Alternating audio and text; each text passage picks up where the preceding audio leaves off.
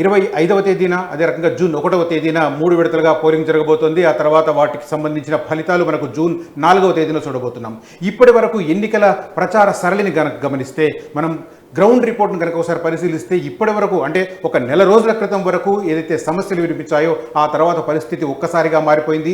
మరీ ముఖ్యంగా మొదటి విడత పోలింగ్ ముగిసిన తర్వాత ప్రచారంలో నాయకులు మాట్లాడుతున్న భాష కావచ్చు, వారు లేవనెత్తిన అంశాలు కావచ్చు, మొత్తం మారిపోయిన పరిస్థితి. ఈ అన్ని అంశాల మీద చర్చిద్దాం. ఇప్పటి వరకు పోలింగ్ సరళిని గమనించి ఒకసారి స్టడీ చేసే ప్రయత్నం చేద్దాం. ఫలితాలు ఎలా ఉండబోతున్నాయో అంచనా వేసే ప్రయత్నం చేద్దాం. ప్రస్తుతం విడతలకు సంబంధించిన గణాంకాలను ఎక్స్ప్లెయిన్ చేసే పరిస్థితి చూస్తాను నేను. మొత్తం 7 ఫేజెస్లో ఎలక్షన్స్ జరుగుతున్నాయి.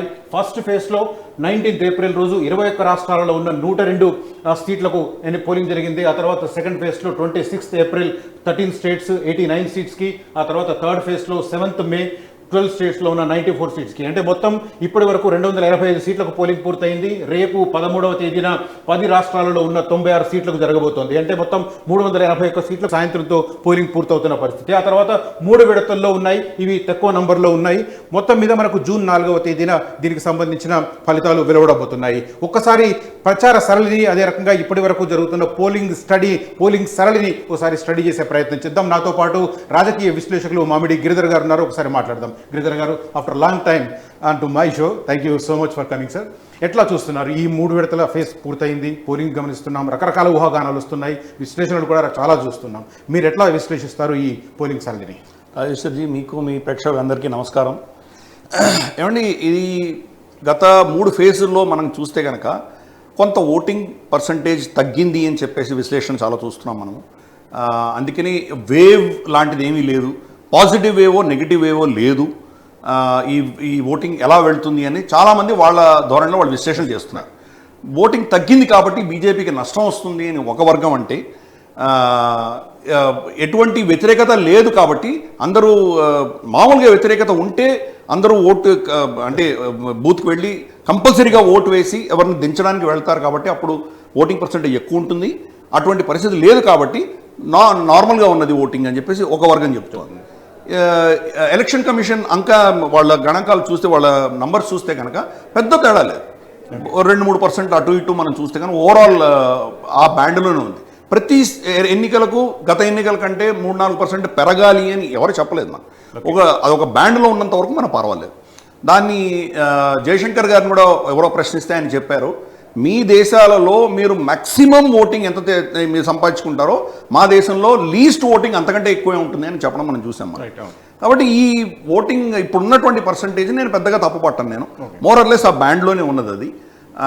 కాకపోతే దీంట్లో వర్గాలు ఎలా ఓటు వేస్తున్నారు, ఫర్ ఇన్స్టెన్స్ వాట్సాప్ యూనివర్సిటీలో మనం చూస్తే కనుక ఏదో ఒక మైనారిటీ వర్గాలు ఎక్కువ ఓటు వేస్తున్నట్టు ఇటువంటివన్నీ మనం ప్రచారాలు చూస్తున్నాము. కానీ ఓవరాల్గా పర్సంటేజ్లో నాకు పెద్ద తేడాలు కనిపించలేదు. రెండవది, మనకు ఎన్నికలు, భారతదేశంలో ఎన్నికలకు ప్రతిసారి కూడాను రీసెన్సీ ఫ్యాక్టర్ ఎక్కువ ఉంటుంది. ఎన్నికల ముందర లేదా ఎన్నికల సమయంలో జరిగేటువంటి ఘటనలు ఎక్కువ ప్రభావితం చేస్తాయి. అంటే టర్నింగ్ పాయింట్ అది. 50-50 ఆల్రెడీ ఫిక్స్ అయిన వాళ్ళు మనం ఏం చేయలేము.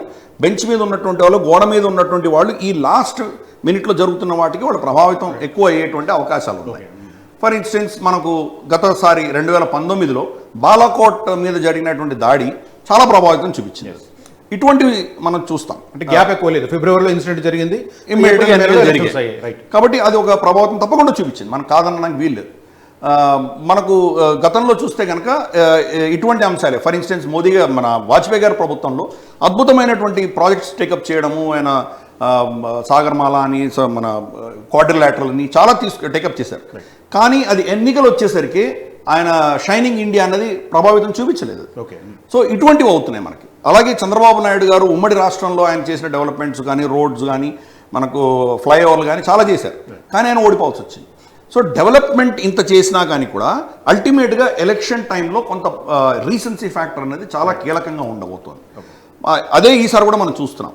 అందుకని ప్రతి ఫేజ్ తర్వాత అన్ని పార్టీలు క్యాలిబ్రేట్ చేసుకుంటున్నాయి. ఈ ఫేజ్లో ఎలా జరిగింది దాని ఆధారంగా వాళ్ళు దాని నెరేటివ్ని మార్చే దిశగా అందరూ ప్రయత్నం చేస్తున్నారు. అపోజిషన్ దేశంలో ఎన్నికల మూడు మనకు జనవరి నుంచి క్రియేట్ అయింది. జనవరి నుంచి షెడ్యూల్ వెలువడే వరకు ఓ రకమైన ప్రచార సరళి కనిపించింది. ఆ తర్వాత షెడ్యూల్ వెలువడి నుంచి ఫస్ట్ ఫేజ్ వరకు ఓ రకమైనది కనిపించింది. ఫస్ట్ ఫేజ్ తర్వాత నాయకుల ప్రసంగాల్లో అంశాలు మారిపోయాయి, వాళ్ళ తీరు మారిపోయింది. ఎందుకంటారు? ఇదే చెప్తున్నాను, రీసెన్సీ ఫ్యాక్టర్ చాలా కీలకమైంది.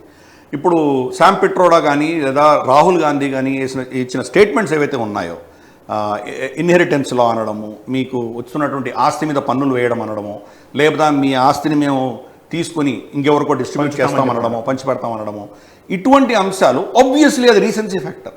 దాన్ని ఎక్కువగా చూపించడం అనేది బీజేపీ చేస్తున్నది. సో